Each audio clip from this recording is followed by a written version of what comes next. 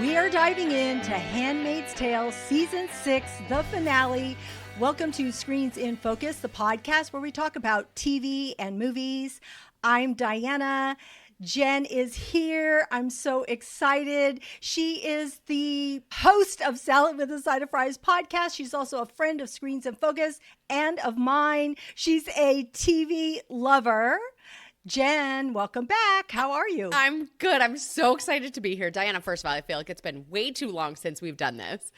And I always love a fellow TV junkie friend, so. I know. It's interesting. I went back to listen to the podcast we did on Handmaid's Tale. And so we had done season 4 and season 5, and I was listening to season 4, and it was from 2021. Oh my goodness. So much time. I know. Oh, I love but it was fun. Yeah. I had forgotten some of the things that had happened there. I know. So it was nice to remember. I brought up Emily's name and just so many of the pivotal moments that have happened during all the seasons. So I was glad I was able to revisit that a little bit. And if anybody wants to go back and listen to those, they exist with Jenn and me. And so this is not going to be a recap of any of those seasons or of this season. We're just going to kind of dig in to everything that has happened here. To the ending of a show, to the ending. I mean, it's like, I was going to say end of an era, but it's not. Not the same way like Grey's would be the end of an era, you know? Yeah. So The Handmaid's Tale gave us rebellion. It gave us sacrifice. It gave us reunions and just a full circle ending. And we're going to be talking about Lawrence's big choice, Nick's fate, June and Luke's bond, Serena's future. And we're also going to talk about Hannah and the Testaments because that's important. What's up too. next? Just a peek into it. So I really felt it was important to start with the penultimate episode, which was huge, and Lawrence's actions there. And he's such a complex character from day one. And you never really knew if you could trust him, not trust him. He did, but I always wanted to. So I want to hear what you have to say about him. And also, you know, it felt like he finally chose a side. He died for it. Well, so what side do you feel like he chose that he died for it? I mean, he died no matter which side. Like, to me, he chose the rebellion. Yes, of course. Right? Yeah. And to me, he died to ensure its success. Yes. Because if he attempted to get off that plane, it was going to end up being suspicious. It was going to delay things. It was going to cause disruption. His actions were ensuring the success of the mission that he was put on for Mayday.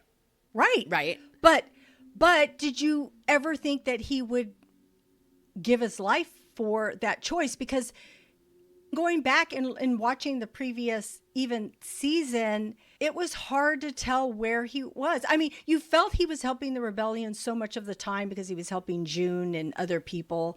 But that's why I said he's a complicated character. It's hard to know. Yeah, and I think he also really believed in this third concept, right? Bethlehem. I think he really believed in that, which was somewhere in the middle between Mayday and Gilead.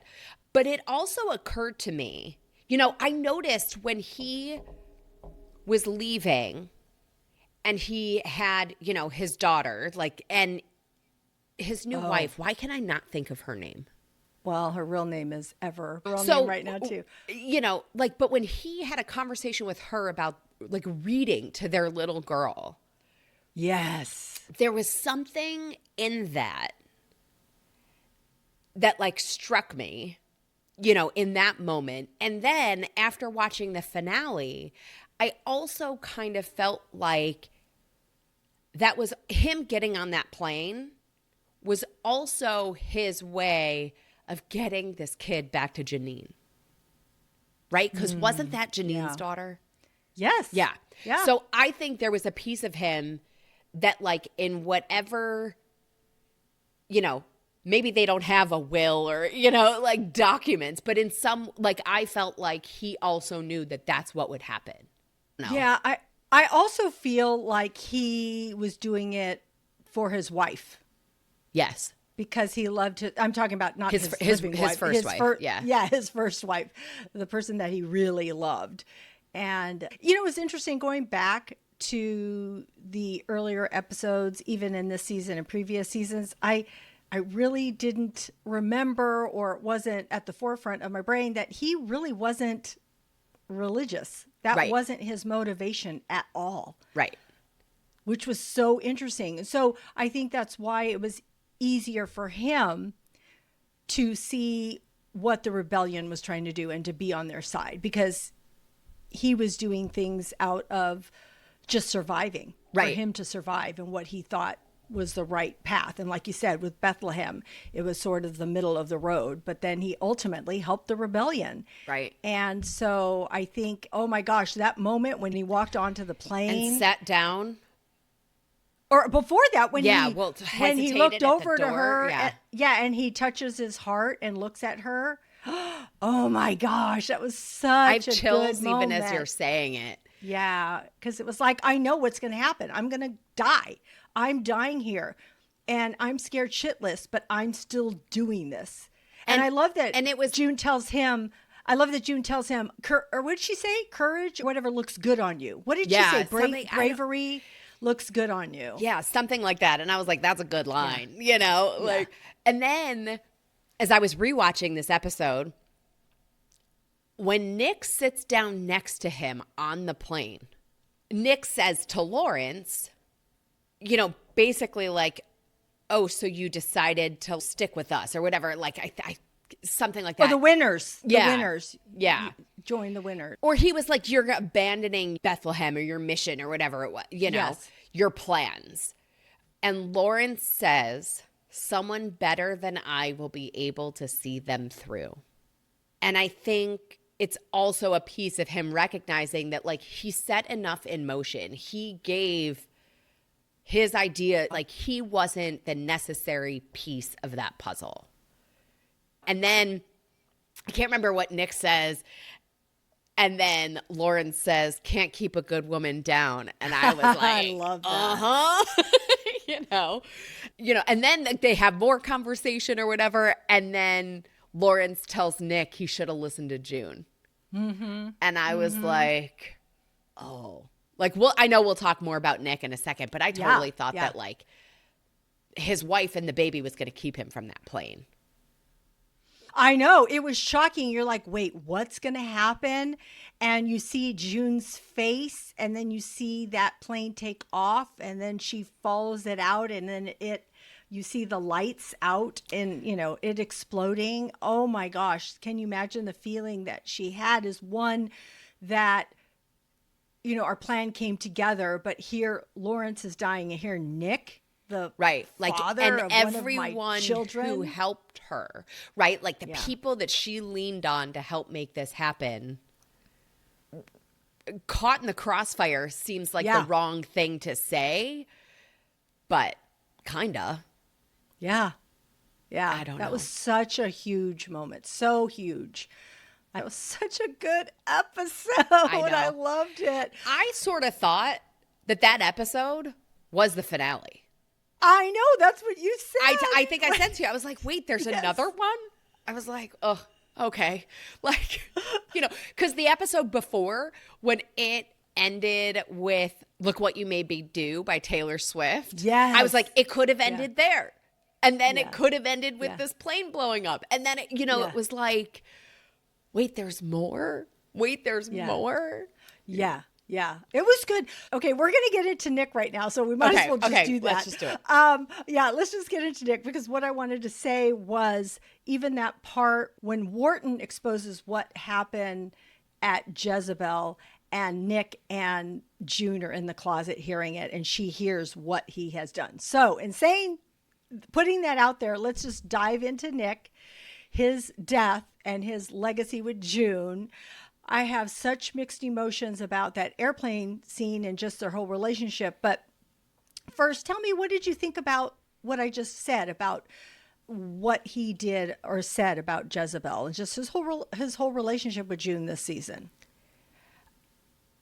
I think what I come away with is like Nick is desperate to feel like a winner. And so in any situation, right? Like when he was with June, he felt like a winner because he was helping her. He was doing something, right? Like he felt needed, and that was important to him, you know? And then I think with Gilead, to go from being an eye to becoming a commander, and then sort of marrying into this, to some degree, like royal family of sorts, right? Like I think Nick wants to feel important and powerful. And he will do whatever that is. And I think, you know, like, yes, when it comes to June, he would do anything for her. Like, I think he also realizes that, like, she was critical for his survival of those early years, I guess. Is, you know, I don't really know how else to describe it. But I think I was personally upset when he got on the plane. Like I said before, like I thought that like, you know, the current wife and the baby, whatever, was going to keep him from getting on the plane. I think for June, it was hard to see him get on that plane, but she wasn't going to jeopardize the bigger mission. Yeah. That's what I think her struggle was, because she loved him. Yes, she was mad at him, but she loved him. Yeah. And to think, oh my gosh, the father of my child is on that plane. Somebody I love, even though he's made me mad, is on that plane. But I can't do what he did, because he jeopardized everything by saving himself with Wharton and telling, you know, Wharton about what was going to happen at Jezebel. And then all those women were killed. And she was June was so devastated by that. But it's interesting because I've heard so many feelings about Nick on this moment, because some people felt like, this is other people talking about. I'm just putting it out there because I've heard so many things. So he was only on Gilead's side. The only time he would help the rebellion in any way was if it directly related to June. Like he loved her and he would help her, but if it didn't help her, then he wasn't for it. Yes. Some people say that, he sensed her when he was going up the stairs, and that he was getting on because he knew that him thinking he was going to survive. By surviving and going with Gilead, he could still help her later on. Okay. And then, I don't know, or was he just trying to escape? I don't know. Like that conversation he has with his wife in the hospital, I didn't even think he really cared about her. I think he only cared about the baby is what I thought. But did she get to him by saying what she said? Like, you need to once and for all, just like, you know, get rid of her.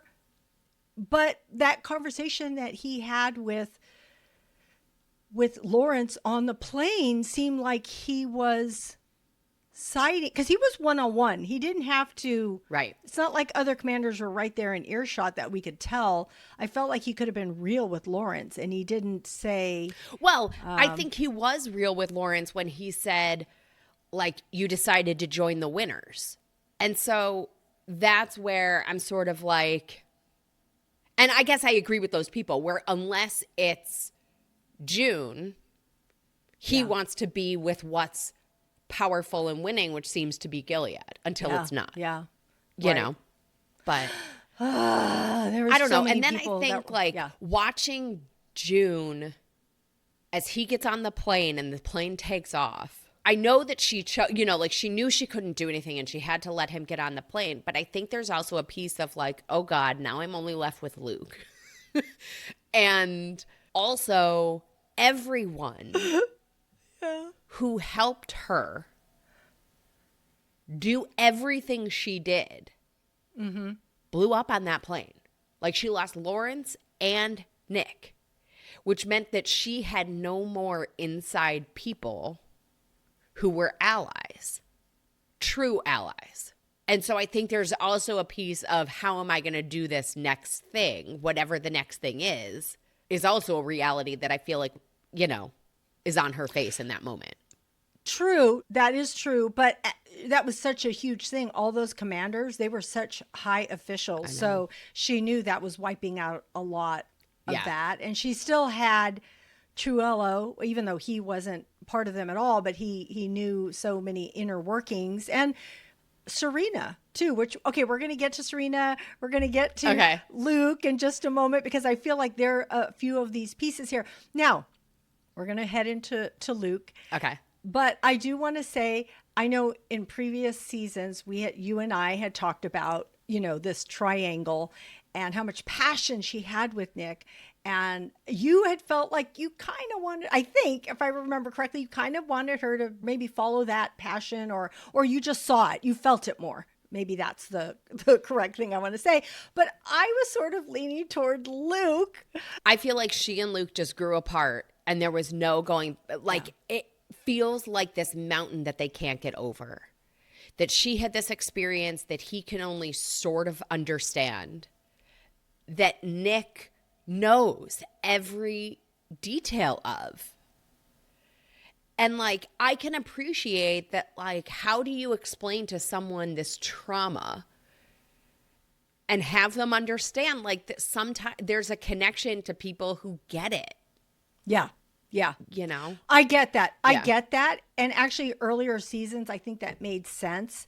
I think now in this, how we got here and how we got to season 6 and the relationships of where we are now is actually, I feel the way that it was unfolding to us was actually right. I feel like there's so much criticism to this season. People were not happy with a lot of things, but really, I didn't read any of this. Well, I just think that people just didn't like a lot of the writing of this season, and they were just nitpicking on things and just being directed, and the slow motion, so many slow motion moments, and a lot of at the finale, which we're going to get to the actual final, what happened there. And I don't want to get too far ahead. I'll bring it up then. But there was just a lot of different people saying, I think people just want maybe something to say that it just didn't happen or unfold the way they wanted to. But what I wanted to say was, after watching this a second time, I appreciate it so much more. And I think what happened was, yes, June and Nick were so close, but I think they started to grow apart. I think that Jezebel moment started to fracture them and what she wanted and what he wanted. I think she was finally seeing maybe Nick for kind of who he was, even though she loved him, she cared about him, even though he loved her. Because I feel there could have been so many moments that he could have just said, yes, he came and told her, let's run away to Hawaii or wherever he says to run away with. But at that moment, it's too late. It's too late. You should have made that decision previous to now. And he didn't.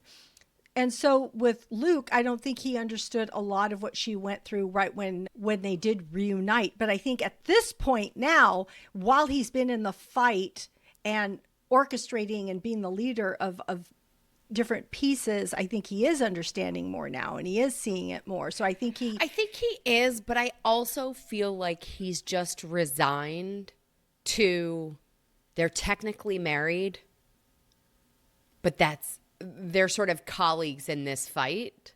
Yeah. Rather than you're my ride or die. I don't know. I think that this is so hard. What I feel is they really, they do respect each other. Yeah. They do love each other. I think they do. I think they love each other. Now, are they in love with each other? Right. No. Probably not at the moment, because that's just not a priority. It's not.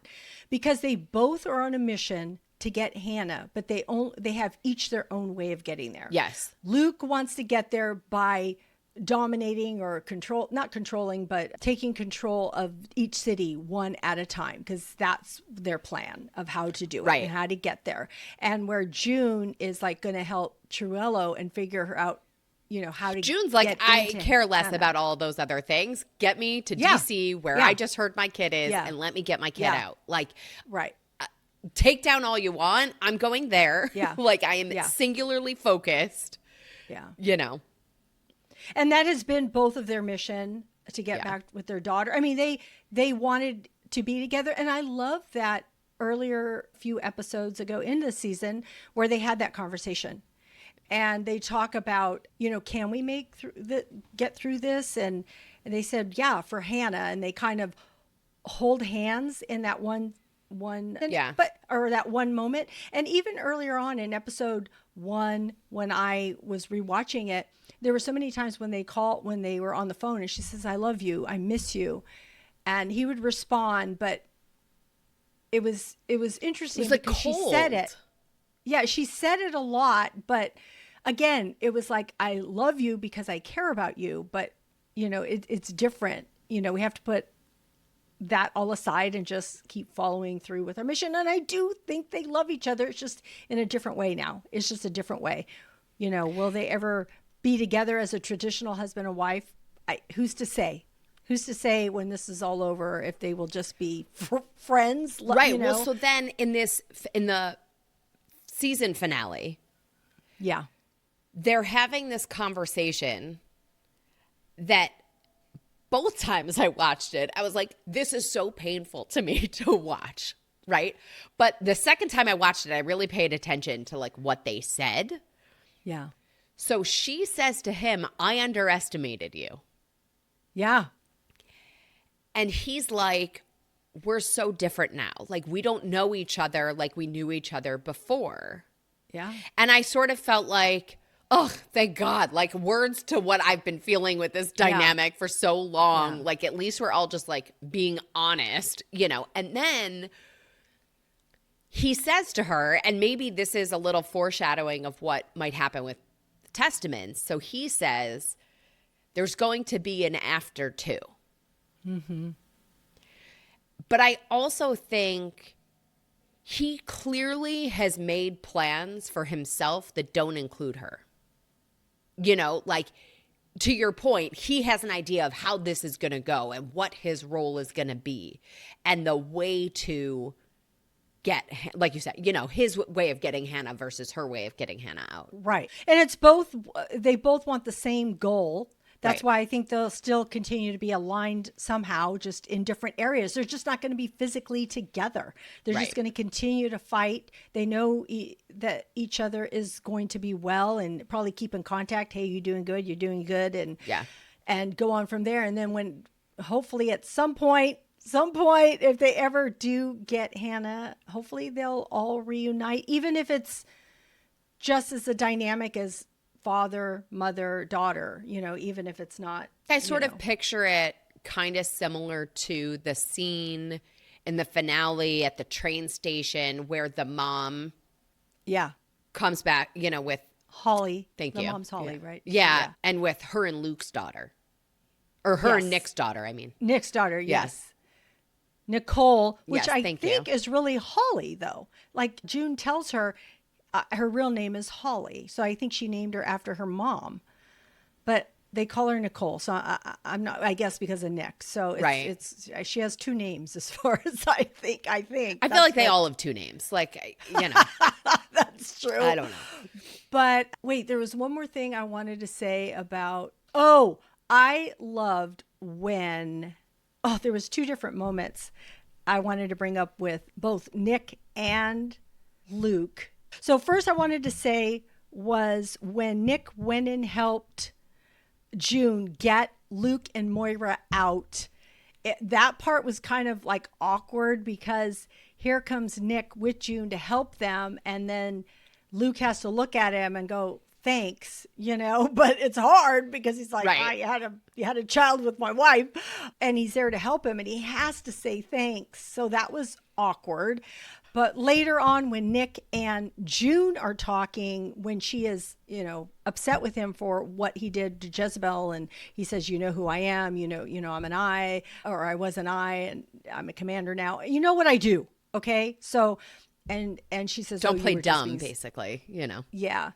Oh, and she says something to him. I don't know if this was the moment or not, but she does tell him at some point, Luke waited for me. He waited for me. And that is something, that is like, I have to pick him because he waited for me. And that just hit me in the heart for them. Yeah. But then at one point also, Luke tells her when she reveals that she told Nick some things, and that's when that whole thing was jeopardized. He says, I know the way you look at him. I see it. I'm not blind. I'm like, oh my God, everybody's saying everything that is true, and everybody's revealing things. So he knows what's happening. Nick knows what's happening. It's this love sort of triangle, and that's not even the main point of the series. But I do think it plays into this point of what we need to survive. And I think love plays to that. We need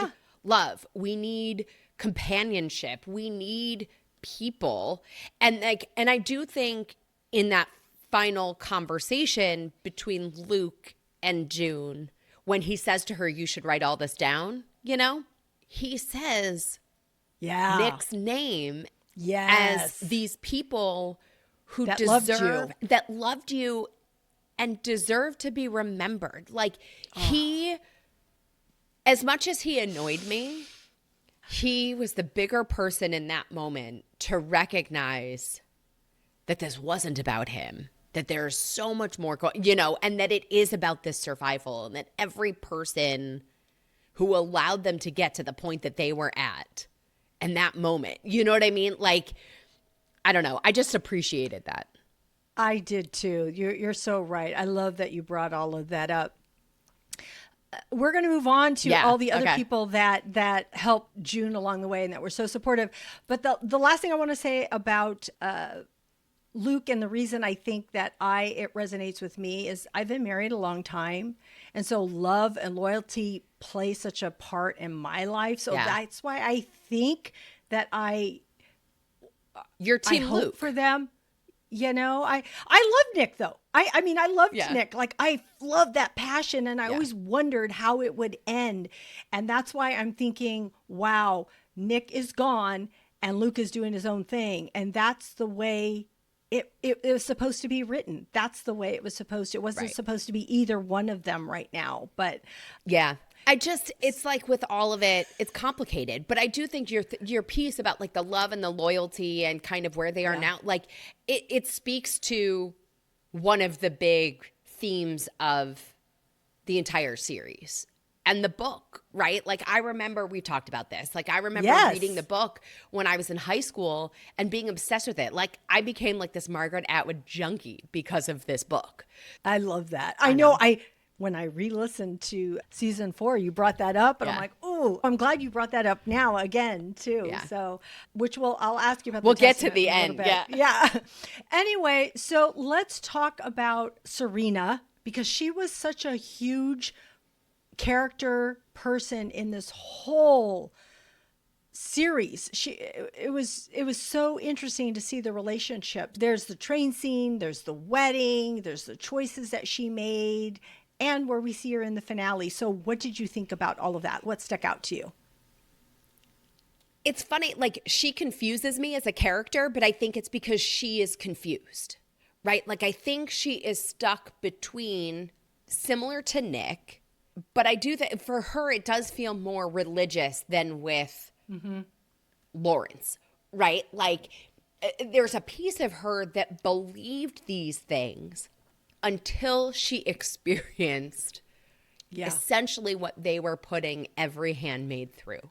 And that's when I think, like, it hit her. And I think that's what was interesting to her about Bethlehem and what another reality might look like. And I think she, too, had her own idea of how to get from here to there. And so that's where, the wedding and some of these other things, it's like she thought she was going to make progress, but she was just going back. Mm-hmm. And so I can sort of appreciate that, like, I misread this. But also, like, I'm sort of like, how dumb are you? But she believes some of those things, too. You know what I mean? Like, I think there's a piece of all of this that she, in her own mind, can't reconcile between what she's believed to be true and now what she's experienced. But then later with, like, the train and then this refugee camp and all of these things, I have felt like this is karma. Right? Like this is what you did to all these other people coming back to you. And then I'm like sort of skipping ahead, but then, you know, she and June have this conversation outside. Like Serena's supposed to board this bus for this refugee camp. Yeah. And she says to Twello, my fate is entirely in your hands. Yeah. And I was like, yes, lady, that is what it feels like, you know, like. Yeah, I was thinking the same thing. Yeah. It's like, oh, how the tables have turned, my friend, you know, and then, but then she and June had this conversation and she apologizes to June. And I was so glad that June didn't respond with a typical woman's response of, it's okay. Because it's not okay. Full stop. It's not. It's not okay. And at the same time, June forgives her. Like, June is ever the bigger person. Like, there was just something there about this whole, like, her dynamic with Serena over the years, you know, because it was, if I recall correctly, it was Serena's idea for June to start sleeping with Nick. Yeah, because she didn't think her husband could impregnate June. So she wanted to sneak them having sex so he could impregnate her. And I think there's a piece of that also mean, you know, June is to some degree indebted to Serena for that. Because without that and without that forced connection, you know, it's so complicated. I know, but what a way.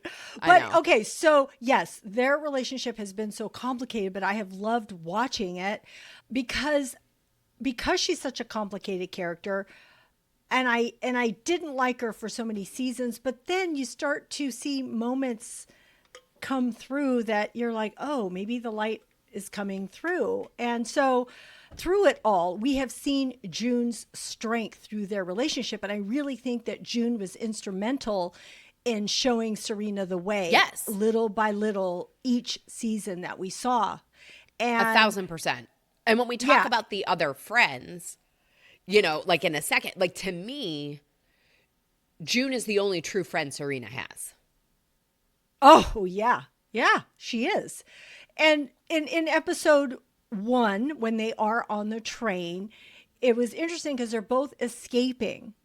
And then they find each other on the train and June's all, damn, I cannot get rid of you. She's still here. Like she was forced to help her give birth when they were on the road the previous season.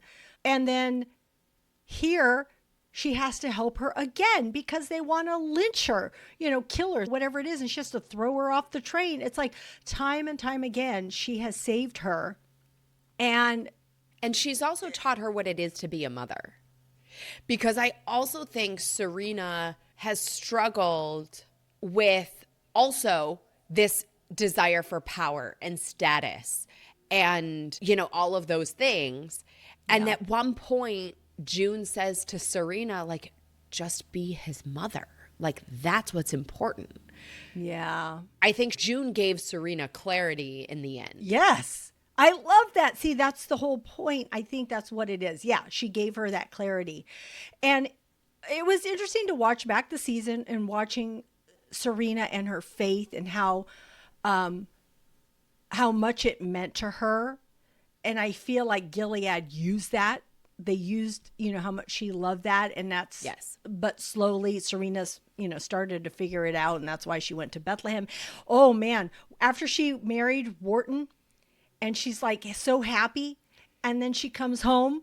And he has a handmaid. Like, and he has a handmaid. And she just, that really, see, how Serena acted was how you would have expected other people to react. Like, she stood up to him when he had so much power.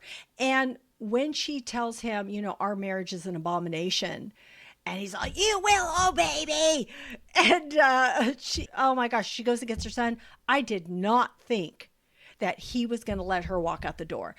I don't even know what changed in him. She says to him, oh, you're not the man that I thought that you were. And he says, no, I'm a better man. But still, the fact that he let her out the door with that guardian or that eye, whoever that other guy was there in front of him, I thought, ooh, you really let her out, which was shocking, but was so good. I'm so glad he did. Well, and then she goes to Lawrence's. Yeah. And this is the piece about the friendship thing that sort of really hit me, is like, now she's at Lawrence's. She knows that he is an ally in some ways, but he's still in this world like she is, right? Like they're trying to figure this out. Yeah. But his wife, God, can I remember her name?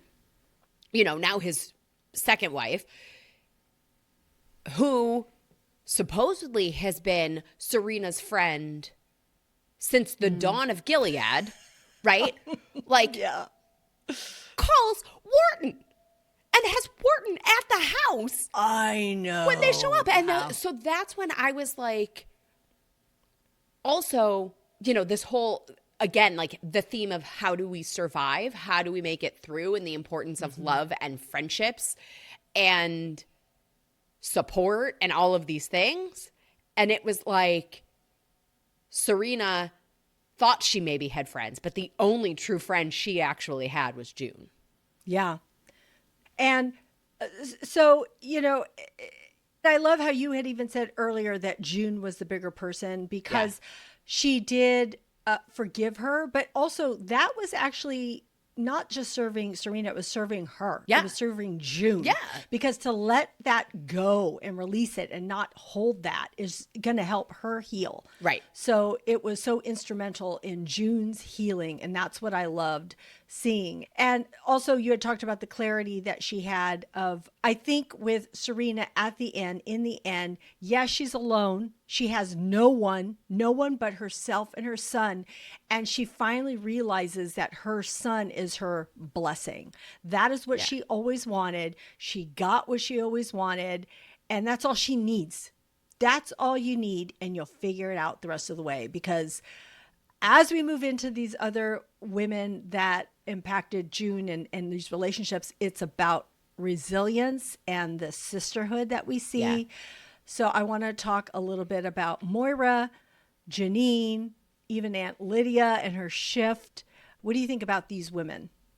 Yeah, like you said, sisterhood, and that's what it is to me, right? It is the power. Well, there's a few things. Like the sisterhood piece really struck me with Moira because the way they can be fighting 1 minute and then saving each other's lives the next, or like braiding each other's hair, or like that fight didn't even happen, you know, is like, I think I sent my sister a reel from Instagram recently that was sort of like that, you know, because that's what it is with sisters, you know, like you can literally be screaming at each other and 3 minutes later having a totally normal conversation like that never happened, you know? And so that to me was her dynamic with Moira. I think June and Janine was more almost motherly, like taken care of,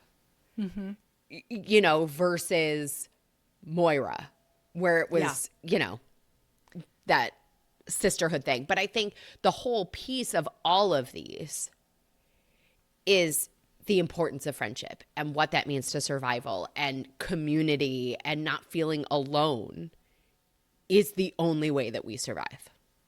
Yeah. I love that moment with Moira and June when they were in that basement and they're getting ready for their plan and they're just there together, praying together, and they're you know, Moira's all, I'm, you know, scared shitless here. Just, can you say something leadershipy or something leader-ish? I don't know how she said it, but it was so funny listening to her. But yeah, that they've all needed each other.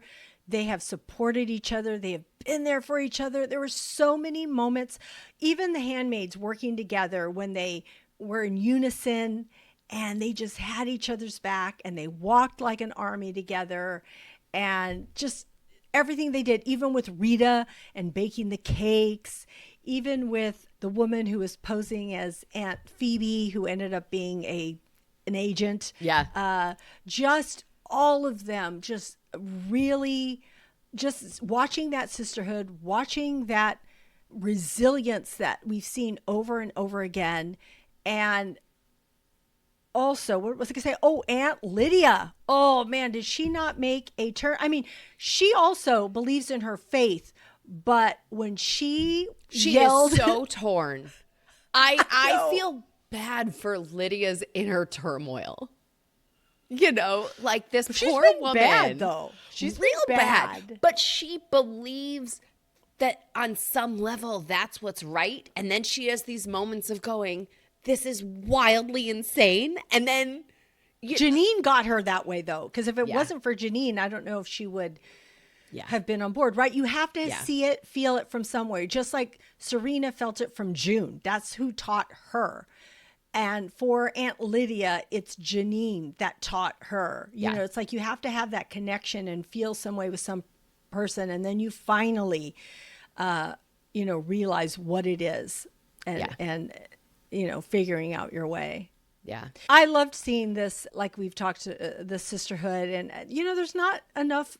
There are so many movies about women and so many shows, but really at the same time, it's hard to pinpoint that many of them. And I do love seeing them. And I was thinking about other stories. Like I was thinking about Big Little Lies. I was thinking about Thelma and Louise, and more currently, and Just Like That.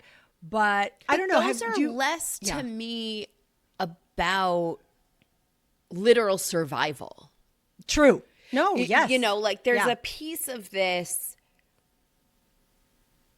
dystopian scenario. Yeah. That, I probably said this and, when we talked about season 4, but like this whole show is exploring these themes that when I read this book in high school was like, God, that'll never happen. How wild to think of this world, right? And then I have no words for what has happened in the last few years. Right, right. And so there's a piece of this show teaching us what we need to do now that I don't know is really captured in other shows or movies that show female friendship in that way. You're right. No, you're absolutely right. I was only touching upon those as being women and friendship and that, just that connection. But you're absolutely right about this show and about the resilience and, fighting for women and what's right. And will there be another show like this? I don't know. But of course, I'm glad that there's going to be the Testaments, because it'll be really great to see that. Yeah. See, where it goes with a different generation. I'm getting ahead of myself here. I want to first talk about, let's just talk about June's full circle moment that we saw in the finale. What did that mean for you? What did you think about when you saw it? So I thought it was the redeeming part of this episode. Because again, I thought that the whole thing ended the episode before. I was totally on board with that ending. And then to me, this was really what redeemed this finale. I loved the conversation with Emily. And that just like there are some female friendships where like you could go eons without speaking to someone and you pick up where you left off. Yeah. And that there's also trauma bonding, right? That like we've been through this thing together and no matter what, like we are connected. And now also in that conversation, Emily offered June a new perspective. Emily was able to share some thoughts with June that I don't think anyone else that June has been with, right? Like that Moira or Luke or Dwello or any of these people will say to her or have that, you know what I mean? It was like, here was someone who's been through what I have and has learned some things too. Like it was a different kind of dynamic. So I loved that. It is. Yeah. I loved watching her burn the cloak.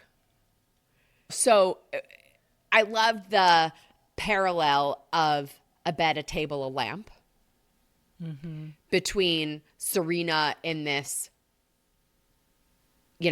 hostel or wherever she was, and then the room. And essentially, like, I was brought back to the moment of reading the book. So the lines that June says when she's in that bedroom are the opening lines of The Handmaid's Tale. Yeah. I loved it. I was like, okay, mic drop. I see you. Like, you have redeemed yourself. But the other thing that was really interesting to me is, I also loved when they were standing at what used to be the wall. Oh, yeah. And like all of the graffiti and all the stuff that was there of people saying their names. Mm-hmm. It hits, and it hits hard. And so I appreciated that. But the thing that really struck me was June's wearing a green coat. I did not catch that. I love that you caught that. Well, so I should probably read the internet and see what other people think of this whole scenario. But I'm like, what do we think it means that they put her in a green coat? Because that's like the wives' color. That's you know what I mean? Like, their color. That's interesting. I don't know what it's supposed to mean. Is it that she's on that level now where she is in, as high as a woman can get in that world? Right. Yeah. Is it, I don't know. Like, maybe I'm reading into nothing. No, I think it's very important. It means something. I'm Googling right now as we're doing this because I want to know. Do it. This is the AI overview of the search results. A shift in power and a new beginning after Gilead's fall. So the green coat is reminiscent of the wives' uniforms, contrasting with the red robes of the handmaids. This symbolizes June's transition from a handmaid under the control of the regime to a figure in control leading the resistance. Then there are things that say, and so some of these are coming from Facebook, some of them are e-news, some of them are Reddit, right? So then it says, power shift. June's green coat, unlike the red handmaid's robe, she's symbolically burned earlier, indicates she is no longer a victim, but now a powerful force. I like that one. Green is often associated with new beginnings, suggesting a fresh start for June and her allies after the fall of Gilead. Then the green color, typically associated with domestic servants, the Marthas, in the series, could also suggest June taking on a role of care and guidance for others. Oh, the wives were a teal versus green. Okay. Whatever. I like the other explanations better than this Martha's cleanliness caretaking thing. For what it's worth. Exactly. I'm going to choose the other thing. All I want to say about that finale, I didn't realize, something that I learned was that they took the voiceover from the first episode and used it. Oh, I love that. So, and also this was directed by Elizabeth Moss. I think she did the penultimate episode too, if I'm correct. But she's amazing.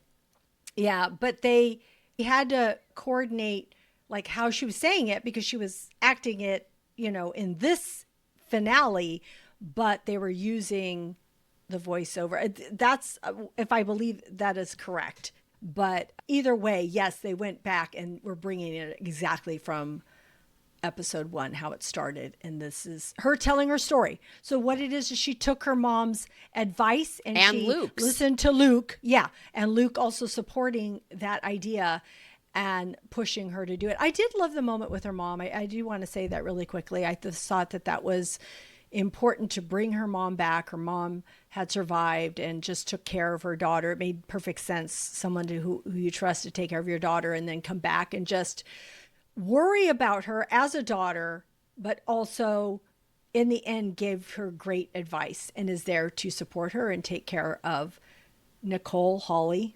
while they move on. And her telling her mom, I have to do this. I can't just do what I did and go be a parent. I need to keep, because Hannah and all these other women and even Nicole / Holly are going to experience the same thing if we don't do something. So we have to, fight the fight. And that's what we're going to do. So I'm not going to lie. I thought that conversation was a waste of airtime. Aww. Until You were the one who told me that they were doing a thing on the Testaments, which I didn't know. And then once you said that, I was like, that's why they had that conversation. Because I haven't read the Testaments.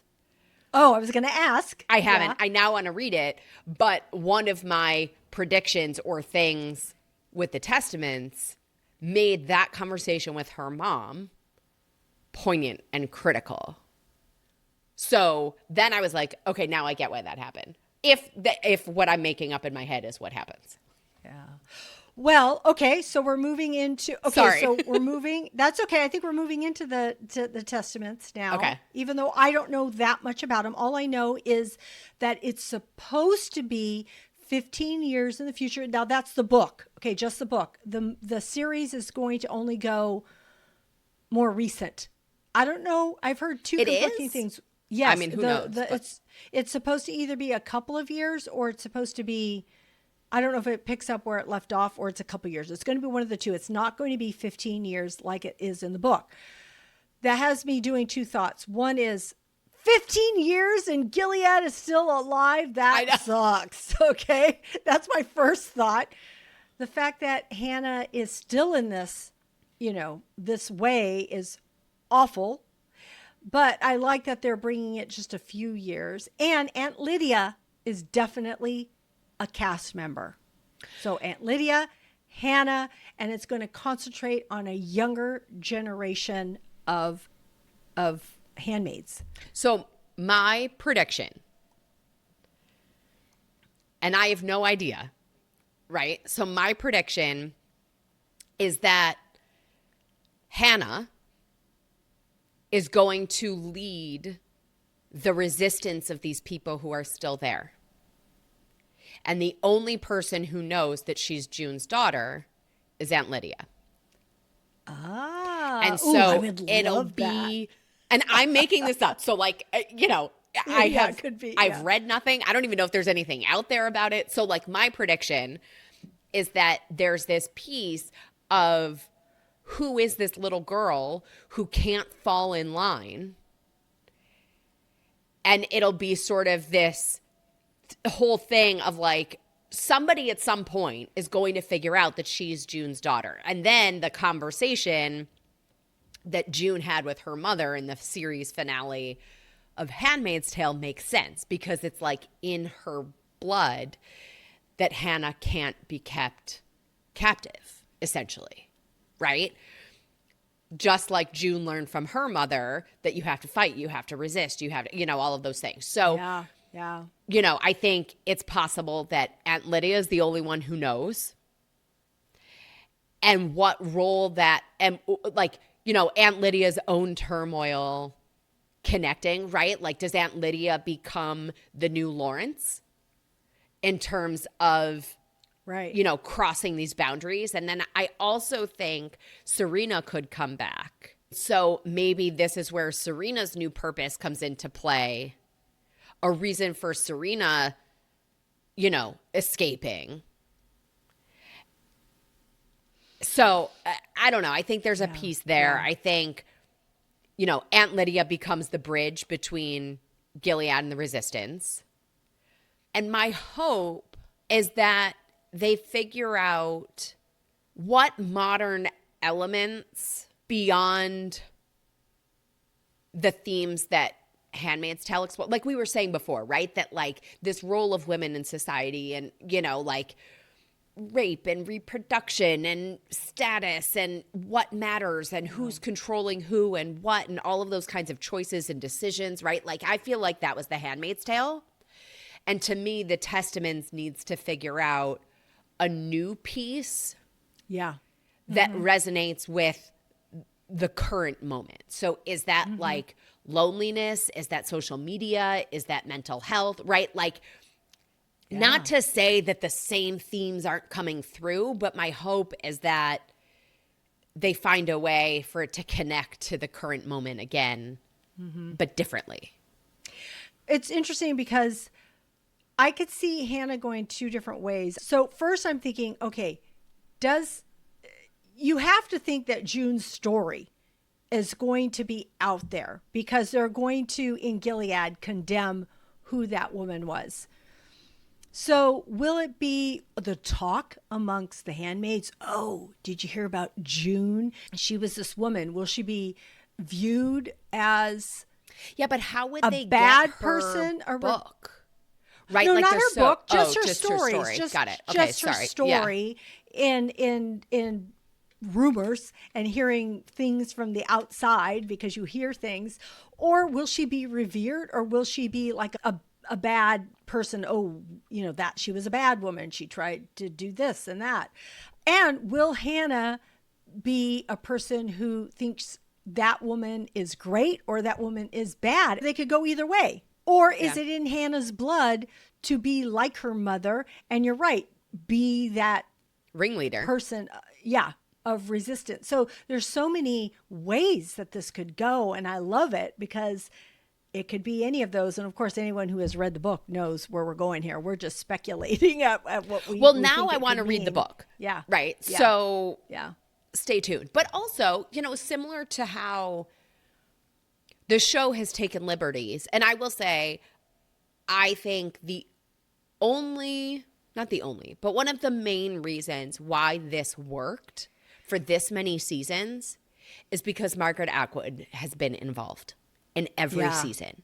And so where they took liberties from the book was still within reason and still within these elements. And so to your point, it might not be exactly the book, the Testament, but I want to read it so that when it comes out, I know where it's the book and where it's not. Yeah.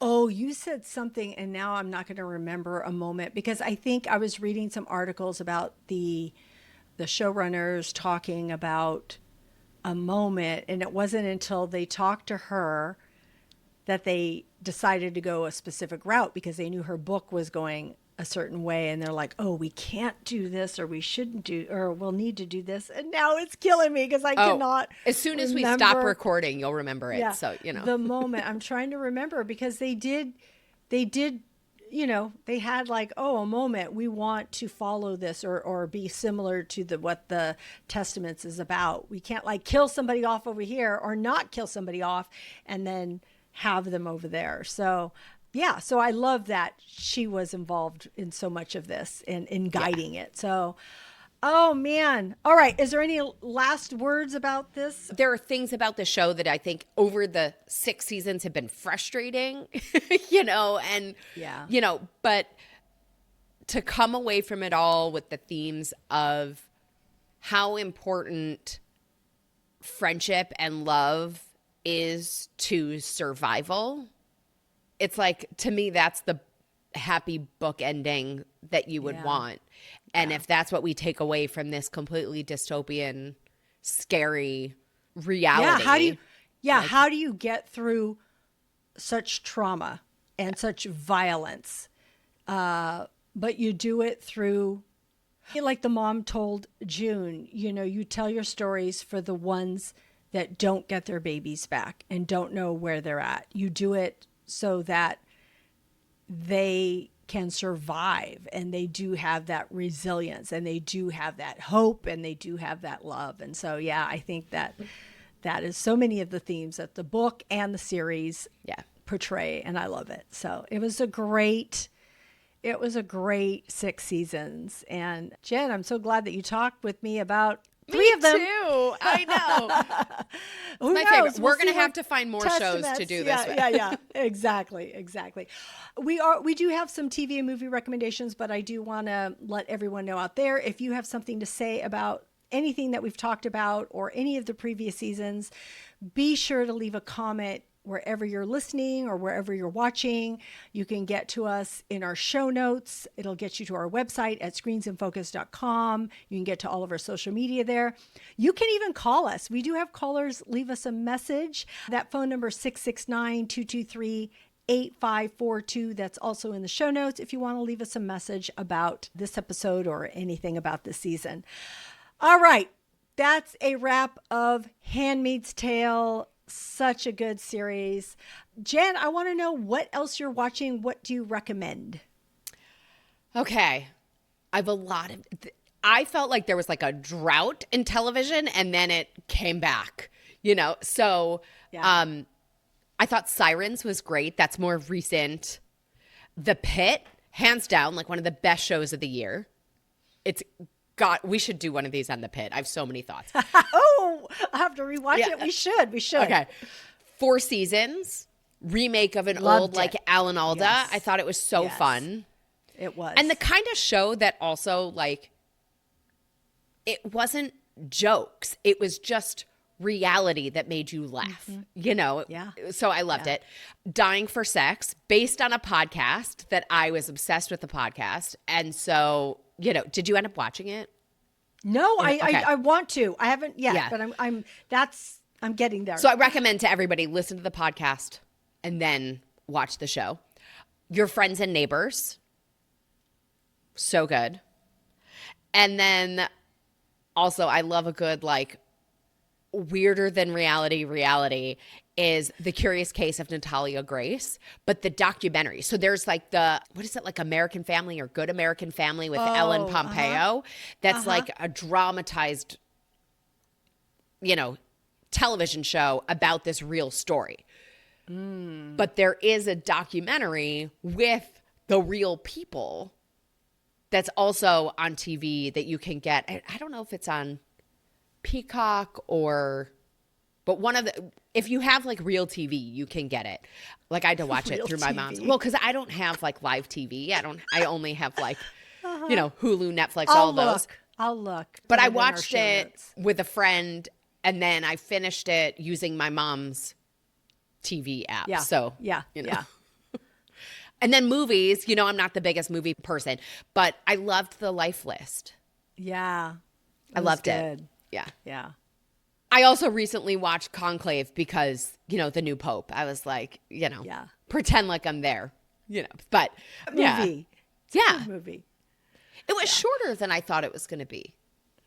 Really? I don't remember I don't now. know. Anyway. I liked it. Yeah. I love your list. I've seen everything except for Dying for Sex, which you had told me, and I am going to start that. I just haven't yet. Although it's a good timing because so many of my shows have ended. And Your Friends and Neighbors, I started watching that. I haven't watched too many episodes, so I'm going to continue with that. And then I'm curious about the documentary, so it'll be fun. But Sirens, yes. The Pit, yes. The 4 Seasons, yes. I love all that. The Life List, yes. And Conclave, yes. So I love all of those.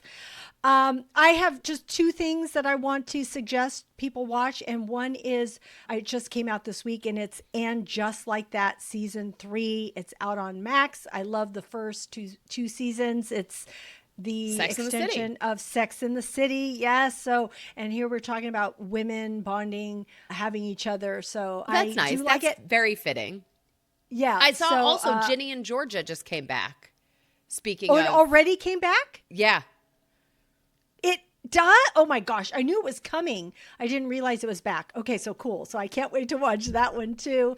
And then I also watched The Last Showgirl. It's on Hulu. What's that about? That's the one with Pamela Anderson and Jamie Lee Curtis. And she is a woman who has been doing being this dancer all these years, but now the show is shutting down. And where does an aging dancer who was, you know, put in the show because of her beauty and, you know, what she brought and what happens to her at this point when she gave everything that she had, even the relationship with her daughter, because this was something that she needed to be seen and heard, and that was what she was giving, and now it's just discarding her. Ooh. So, yeah. Well, now I'm intrigued. I'm going to watch it. So I watched it last night. So it was good. It was good. So I'm glad I got to see it. All right. That is what we have. Yes, we did our thing. But I do want to mention and say congratulations, Jen, on at least 300. Yeah. I know it's plus, but 300 episodes of your podcast. Such an amazing accomplishment. Please share that moment and just share with our listeners what you do and what you're about. Yeah, well, thank you so much. I am such a TV junkie, so your show makes me so happy. But yes, so Salad with a Side of Fries is my podcast. We call it Wellness Without the Weirdness. And, it's nutrition and health and wellness and weight management, but like for real life. And yeah, 300 episodes was a little over a month ago, maybe. It's wild. So funny, before we logged in. So it's 300 full-length episodes. I also do these like little, we call them nutrition nuggets, like these bite-sized bonus episodes. So including all of those, it's 580. Oh, and my I'm like, gosh. Oh my goodness. Wow. Oh my goodness, But I think it's just, first of all, I'm so appreciative of everybody who shows up and listens and tunes in. And to me, it's about changing lives, right? Like we all have to be in charge of our healthcare. And true healthcare is what we do every single day, not showing up to the doctor once a year. That's still important. That is early detection.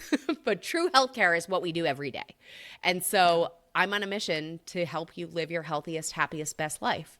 And so Salad with a Side of Fries is a really accessible way to be in that. Yeah. I love it.